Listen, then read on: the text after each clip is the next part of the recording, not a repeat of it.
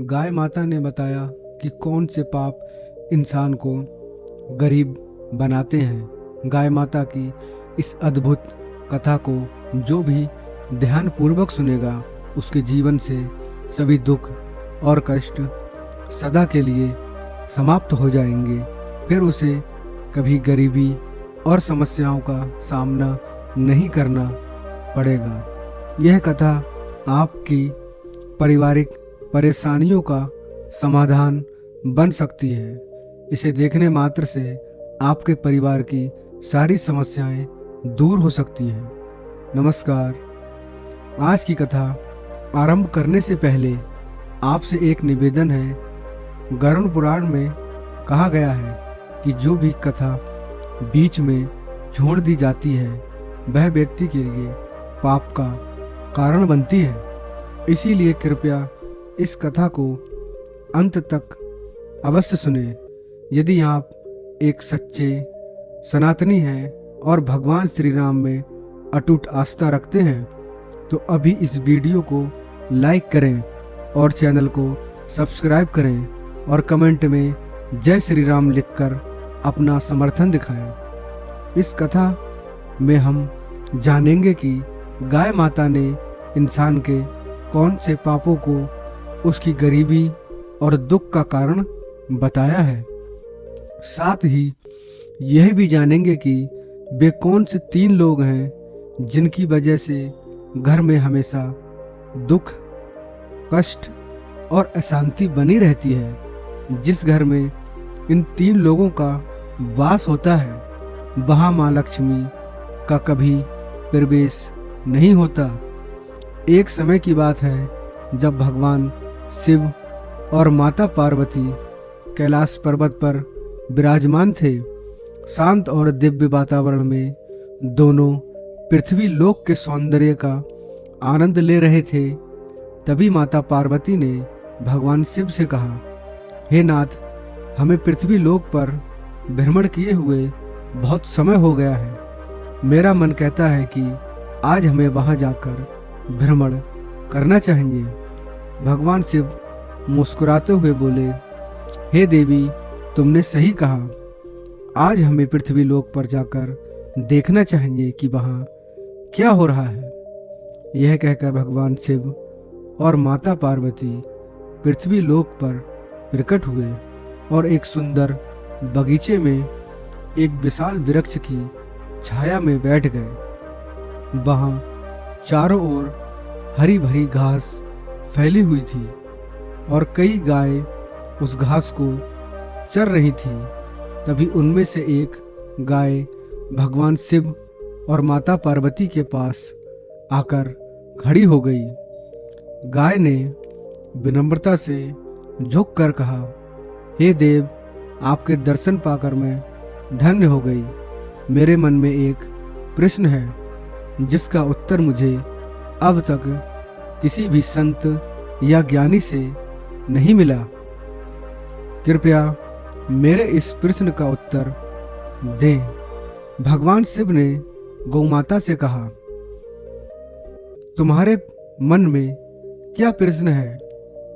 गौ माता ने कहा, प्रभु, इंसान को किस पाप के कारण गरीबी का सामना करना पड़ता है और वे 3 लोग कौन हैं जिनके प्रभाव से घर का सर्वनाश हो जाता है? गाय, क्या मनुष्य को केवल उसके भाग्य के कारण अमीरी या गरीबी मिलती है? भगवान शिव मुस्कुराते हुए बोले, हे गौ माता, तुम्हारा प्रश्न महत्वपूर्ण है और मैं तुम्हें इसका उत्तर अवश्य दूंगा।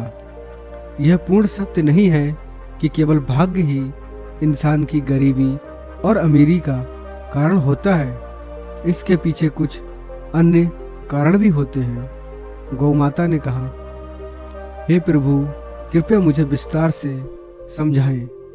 तब भगवान शिव ने कहा, हे गौ माता, मैं तुम्हारे इस प्रश्न का उत्तर एक कहानी के माध्यम से दूंगा जिससे तुम्हें सब कुछ स्पष्ट हो जाएगा।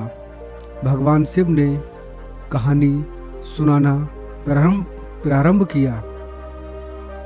यह प्राचीन काल की बात है।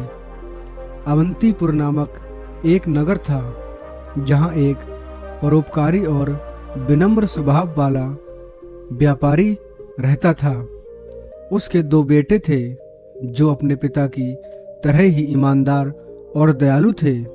व्यापारी अपने दोनों बेटों के साथ परिवार में सुख शांति से जीवन व्यतीत कर रहा था।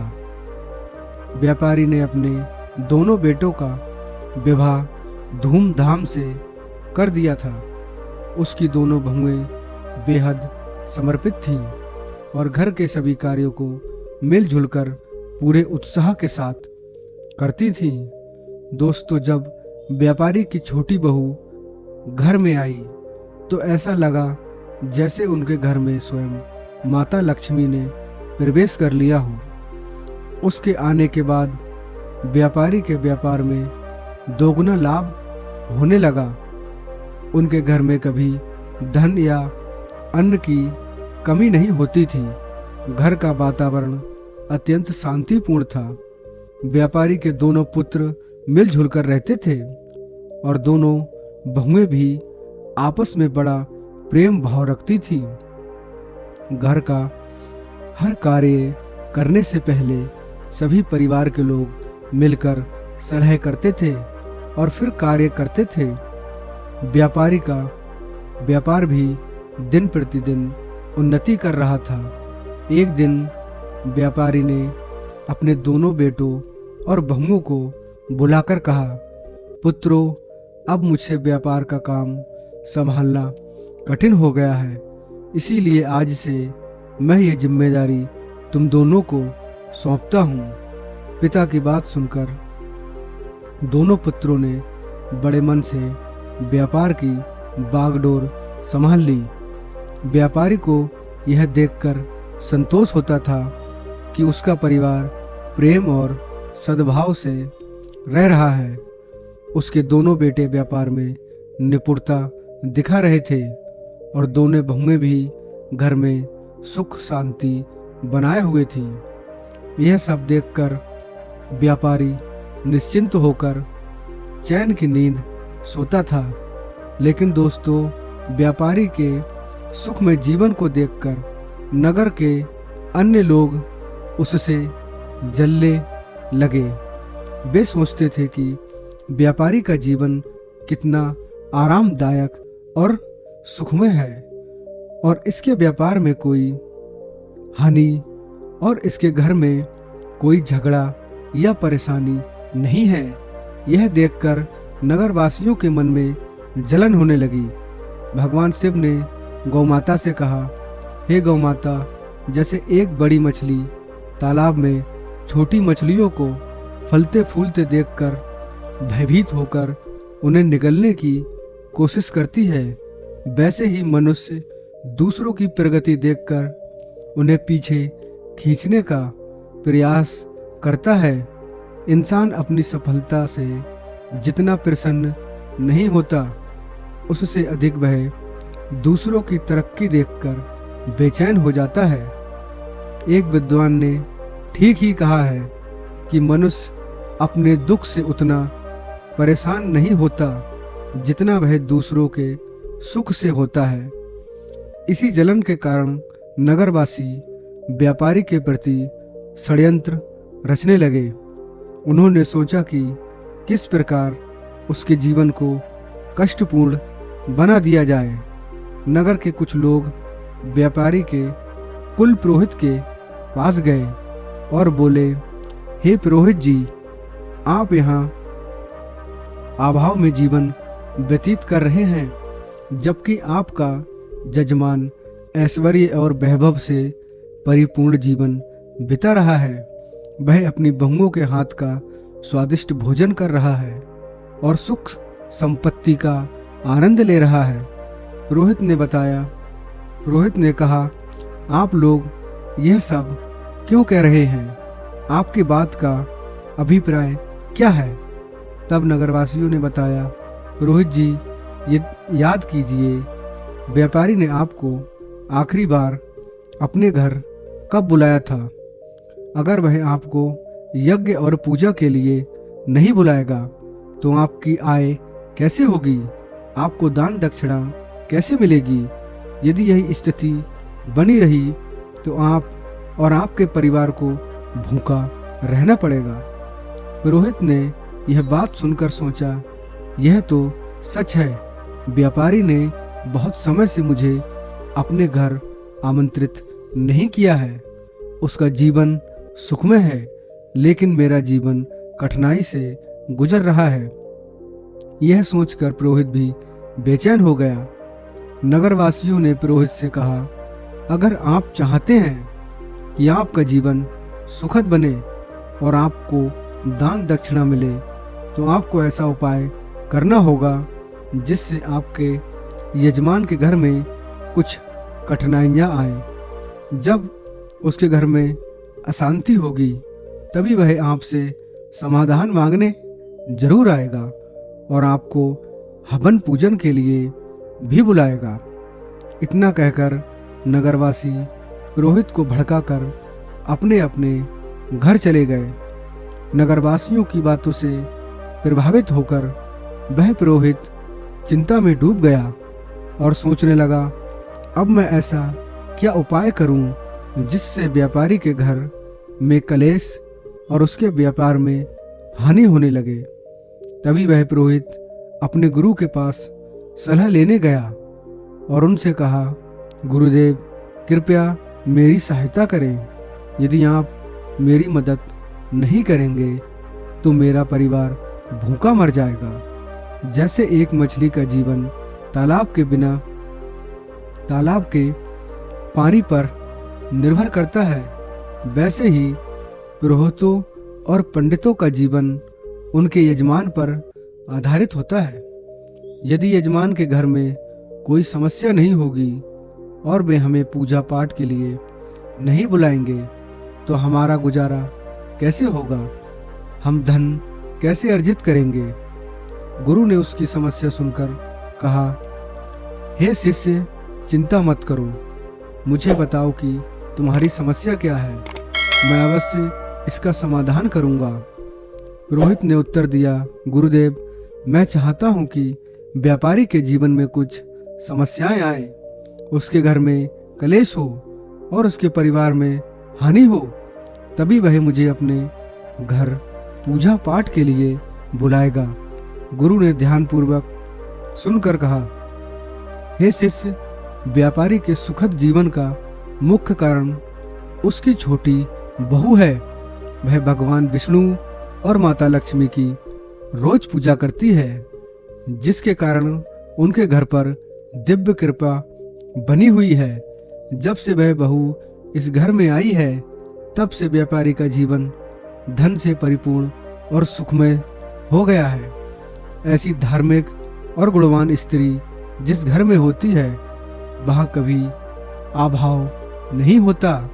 यह सुनकर पुरोहित ने कहा, हे गुरुदेव, यदि ऐसा है तो क्या कोई उपाय है जिससे व्यापारी के घर में अशांति और व्यापार में हानि हो सके?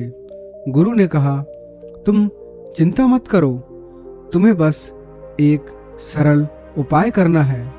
व्यापारी के घर जाओ और उससे एक पीतल का लोटा मांग लो। उस लोटे को अपने घर ले जाकर रख लेना। जब तुम ऐसा करोगे तो कुछ ही समय में व्यापारी के घर में हानि होने लगेगी और उसके घर में कलेश शुरू हो जाएगा। उसके बेटे आपस में झगड़ने लगेंगे और उसके जीवन में कष्ट बढ़ जाएंगे। तब वह तुम्हें अपने घर पूजा पाठ के लिए जरूर बुलाएगा।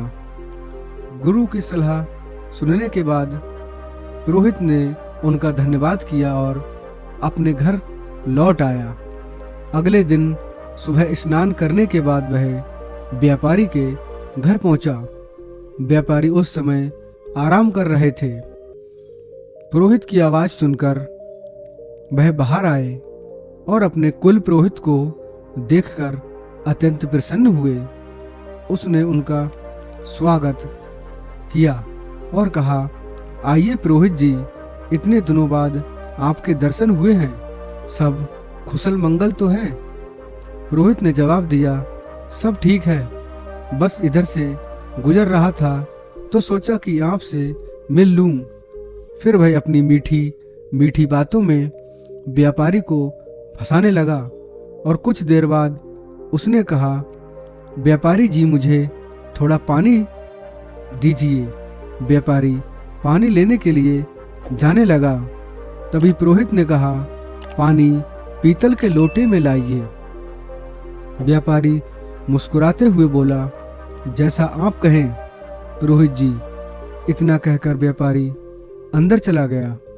इधर उसकी छोटी बहू, जो अत्यंत चतुर और समझदार थी, वास्तुशास्त्र का थोड़ा ज्ञान भी रखती थी, जब उसने देखा कि व्यापारी पीतल का लोटा लेकर जा रहा है तो तुरंत उसके पास आई और कहा, पिताजी यह लोटा थोड़ी देर के लिए मुझे दे दीजिए, मैं इसे जल्दी ही लौटा दूंगी।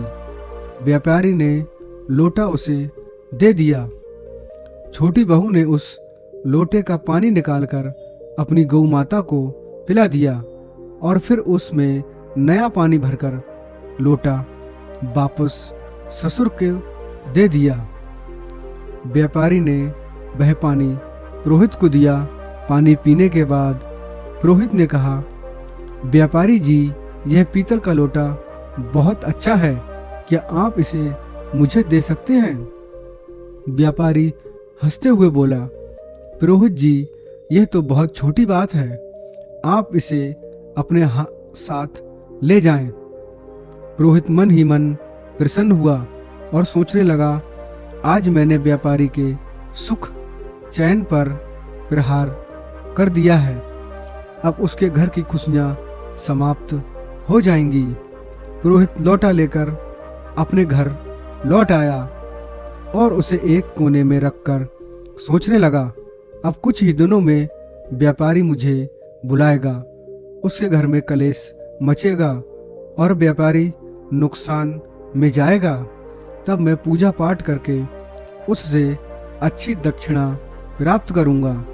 इन ख्यालों से पुरोहित बेहद प्रसन्न था और बेसब्री से इंतजार करने लगा कि व्यापारी कब उसे बुलाता है।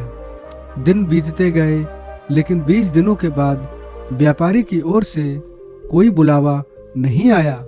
पुरोहित थक कर पुनः अपने गुरु के पास गया और बोला, हे गुरुदेव, मैंने आपके कहे अनुसार व्यापारी से पीतल का लोटा मांग लिया था, लेकिन अब 20 दिन बीत चुके हैं और व्यापारी के जीवन में कोई समस्या नहीं आई है। वह तो पहले की तरह सुख शांति के साथ अपना जीवन काट रहा है। गुरु ने यह सुनकर अपनी दृढ़ दृष्टि का उपयोग किया और आंखें बंद करके स्थिति का अवलोकन किया। फिर उन्होंने कहा, हे शिष्य, मैंने पहले ही तुम्हें बताया था कि व्यापारी की छोटी बहू बहुत चतुर और समझदार है, उसे वास्तु शास्त्र का ज्ञान है।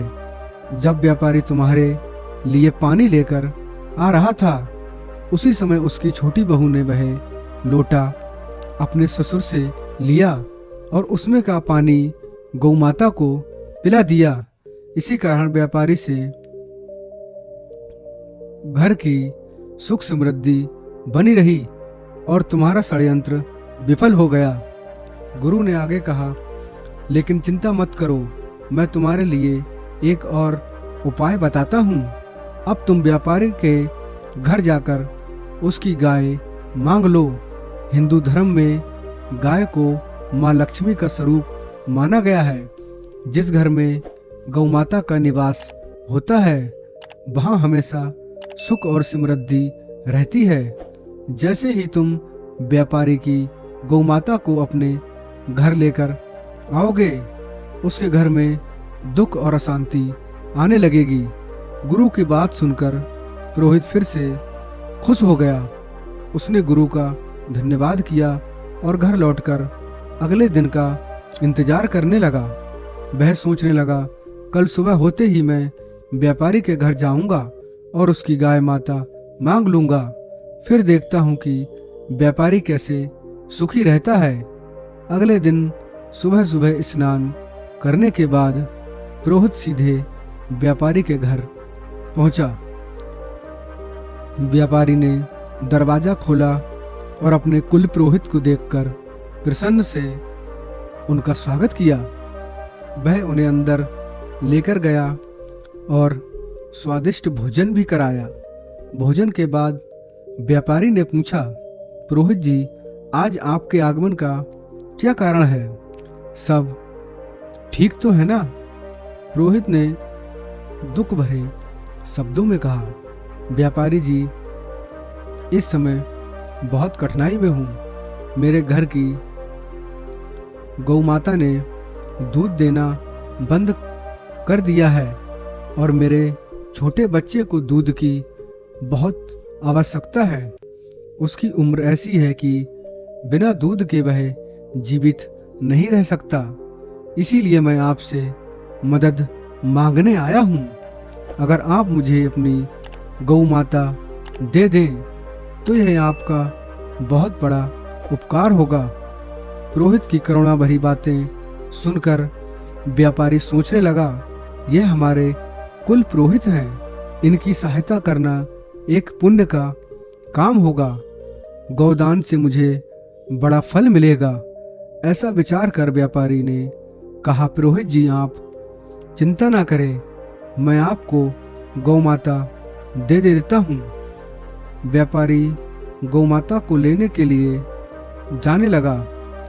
जैसे ही वह गौ माता को लेकर पुरोहित की ओर बढ़ा, उसकी छोटी बहू तेजी से वहां आई और ससुर को रोकते हुए बोली, पिताजी, यह गौ माता कहाँ ले जा रहे हो? व्यापारी ने उत्तर दिया, बेटी, हमारे कुल पुरोहित आए हैं। उनकी गौ माता ने दूध देना बंद कर दिया है। वे हमारी गौ माता मांग रहे हैं, इसीलिए मैं उन्हें देने जा रहा हूँ। छोटी बहू ने समझदारी से जवाब दिया, पिताजी, कृपया थोड़ी देर रुकें, मैं अभी आती हूँ। वह अंदर गई और एक कटोरी में हल्दी और चंदन का रंग घोलकर लाई। उसने गाय के सींग पर वह रंग लगा दिया और बचे हुए रंग को घर के मंदिर के पास रख दिया। फिर वह ससुर से बोली, पिताजी, अब आप इस गौमाता को पुरोहित जी को दे सकते हैं। छोटी बहू की समझदारी ने व्यापारी के घर की समृद्धि को एक बार फिर सुरक्षित कर दिया। पुरोहित व्यापारी से गौ माता लेकर अपने घर लौट आता है और उसे खुशी खुशी अपने आंगन में बांध देता है।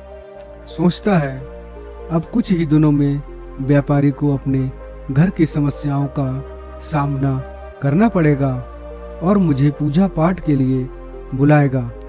इस विचार से पुरोहित मन ही मन खुश होता है और व्यापारी के बुलावे का इंतजार करने लगता है। लेकिन कई दिन बीतने के बाद भी व्यापारी की ओर से कोई बुलावा नहीं आता। पुरोहित को ये थोड़ा अच्छा नहीं लगा। आखिरकार वह दोबारा अपने गुरु के पास गया और बोला, हे गुरुदेव, मैंने आपके कहने पर व्यापारी की गौमाता अपने घर ले आया, लेकिन अब तक व्यापारी के जीवन में कोई कष्ट नहीं आया है। वह तो पहले से भी अधिक सुख शांति से अपना जीवन व्यतीत कर रहा है। गुरु ने ध्यान लगाकर अपनी द्रव्य दृष्टि से सब कुछ देखा और कहा, हे शिष्य, मैंने पहले ही कहा था कि व्यापारी की छोटी बहू बहुत बुद्धिमान और चतुर है। उसने तुम्हारे षड्यंत्र को भांप लिया था। जब तुम व्यापारी से गौमाता मांगने गए थे, तब उसने गौमाता के सींग पर जो रंग लगाया था वही उसके घर की समृद्धि का कारण है। उसने उस रंग को मंदिर के पास रख दिया था, जिससे उनके घर का सुख वहीं बंधा रहा। तुम्हारा यह प्रयास विफल हो गया। गुरु ने आगे कहा, लेकिन चिंता मत करो, अब तुम व्यापारी के घर जाकर वह रंग की कटोरी मांग लो। उस रंग को अपने घर लाने के बाद ही तुम व्यापारी के सुख को समाप्त कर पाओगे। गुरु की बात सुनकर पुरोहित ने उनकी सलाह मान ली और व्यापारी के घर पहुंचा। उसने बहाने से व्यापारी से रंग से भरी कटोरी मांगी। व्यापारी उसकी बात मानकर कटोरी लेने अंदर गया। इधर व्यापारी की छोटी बहू पहले ही सतर्क थी। उसने उस कटोरी में रखे पुराने रंग को निकालकर उसमें नया रंग भर दिया। जब व्यापारी कटोरी लेकर बाहर आया तो उसने वही कटोरी पुरोहित को दे दी। पुरोहित रंग की कटोरी लेकर अपने घर लौटा और खुश होकर सोचने लगा, अब तो व्यापारी का जीवन शीघ्र ही समस्याओं से भर जाएगा और वह मुझे बुलाने पर मजबूर हो जाएगा। लेकिन महीनों बीत गए। व्यापारी का जीवन पहले से भी अधिक सुखद और समृद्ध होता चला गया। थक हार कर पुरोहित फिर से अपने गुरु के पास गया और बोला, हे गुरुदेव, मैंने आपके कहे अनुसार रंग की कटोरी भी व्यापारी के घर से ले ली, लेकिन उसका जीवन पहले से भी अधिक सुखी हो गया है। ऐसा लगता है कि मेरे सारे प्रयास व्यर्थ गए हैं। गुरु ने अपनी दिव्य दृष्टि से फिर सब कुछ देखा और कहा, शिष्य, व्यापारी की छोटी बहू अत्यंत चतुर और दूरदर्शी है। उसने तुम्हारे इरादों को पहले ही समझ लिया था। उसने कटोरी में से वह रंग निकाल दिया था जो गौमाता को लगाया गया था। इसी कारण व्यापारी का सुख समृद्धि अब भी उसके पास बनी हुई है।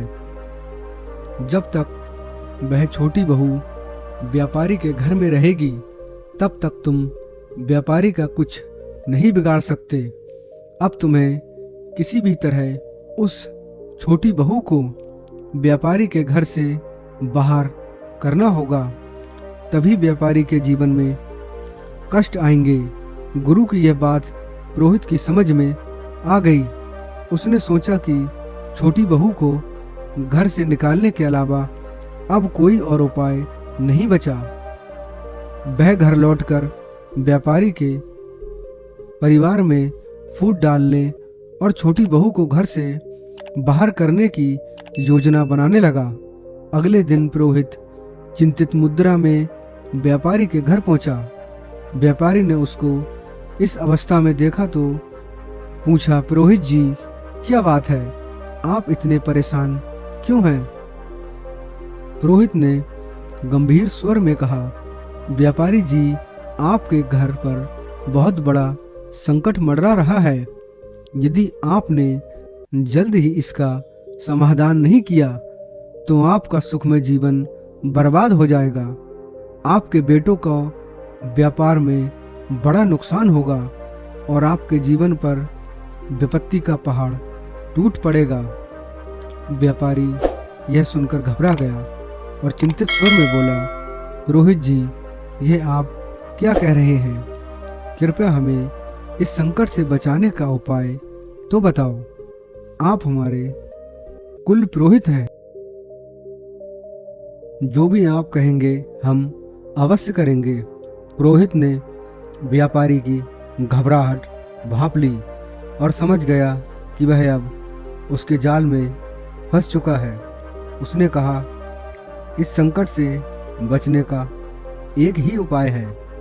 पुरोहित ने व्यापारी से कहा, व्यापारी जी, आपकी छोटी बहू आपके परिवार के लिए एक बड़ा संकट बन चुकी है।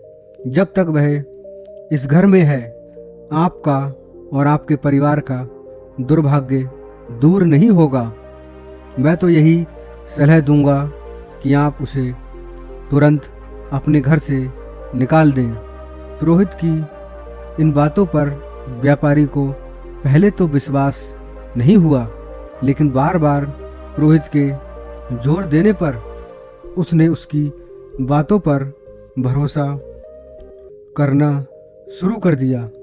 व्यापारी ने कहा, पुरोहित जी, जैसा आप कह रहे हैं मैं वैसा ही करूँगा। आप बताएं कि मुझे अपनी बहू को कब घर से निकालना चाहिए। पुरोहित ने उत्तर दिया, व्यापारी जी, समय व्यर्थ मत कीजिए, जितना जल्दी हो सके उसे घर से निकाल दीजिए। यह कहकर पुरोहित मन ही मन प्रसन्न होता हुआ अपने घर लौट गया। व्यापारी इस स्थिति से अत्यंत उदास हो गया। वह सोचने लगा, मेरी छोटी बहू तो बहुत ही अच्छे स्वभाव की है। वह न केवल मेरी सेवा करती है बल्कि पूरे परिवार का भी ख्याल रखती है। मैं उसे कैसे घर से निकाल सकता हूँ। लेकिन फिर वह विचार करने लगा, यदि परिवार को किसी विपत्ति में नहीं डाल सकता। यह सोचकर व्यापारी अपनी छोटी बहू के पास गया और दुखी मन से बोला, बहू, मुझे बहुत दुख है, लेकिन तुम्हें इस घर को आज ही छोड़ना होगा। तुम्हारे कारण हमारे परिवार पर बड़ी विपत्ति आने वाली है। ससुर की बात सुनकर बहू स्तब्ध रह गई, लेकिन वह तुरंत समझ गई कि यह सब दुष्ट पुरोहित की साजिश है। उसने नम्रता से कहा, ठीक है पिताजी, यदि यही आपकी इच्छा है तो मैं इस घर को छोड़ देती हूँ। जब व्यापारी का छोटा बेटा यह सब देखता है तो वह भी गुस्से और दुख से भर जाता है। उसने अपने पिता से कहा, पिताजी, यदि मेरी पत्नी को इस घर में जगह नहीं मिल सकती तो मैं भी इस घर में नहीं रह सकता। मैं अपनी पत्नी के साथ चला जाऊंगा। छोटा बेटा और उसकी पत्नी घर छोड़कर शहर चले गए। वहां उन्होंने एक छोटे से किराए के मकान में रहना शुरू कर दिया। व्यापारी का छोटा बेटा अत्यंत मेहनती और ईमानदार था। कुछ समय बाद उसने शहर में अपना छोटा सा व्यापार शुरू किया, जो उसकी लगन और ईमानदारी के कारण तेजी से बढ़ने लगा। धीरे धीरे वे संपन्न हो गए और उन्होंने शहर में अपना खुद का घर खरीद लिया। इधर व्यापारी का घर पुरोहित की चालों के कारण बर्बादी की कगार पर आ गया। घर में हर दिन झगड़े और कलेश होने लगा। व्यापारी का बड़ा बेटा, जो पहले व्यापार में मन लगाता था, बुरी संगति में फंस गया। वह बेवजह पैसा उड़ा रहा था और दिन रात आवारागर्दी करने लगा। पुरोहित पूजा पाठ के बहाने व्यापारी से लगातार धन लेता रहा और धीरे धीरे व्यापारी की सारी जमा पूंजी समाप्त हो गई। व्यापार भी पूरी तरह से बर्बाद हो गया। अब तो स्थिति यह हो गई कि घर में खाने पीने का भी अभाव हो गया। नगरवासी व्यापारी की दुर्दशा देखकर हंसते और ताने मारते। उसकी दशा का मजाक उड़ाया जाता। यह सब देखकर व्यापारी को आत्मग्लानि होने लगी। उसने सोचा, मेरी जिंदगी अब किसी काम की नहीं रही।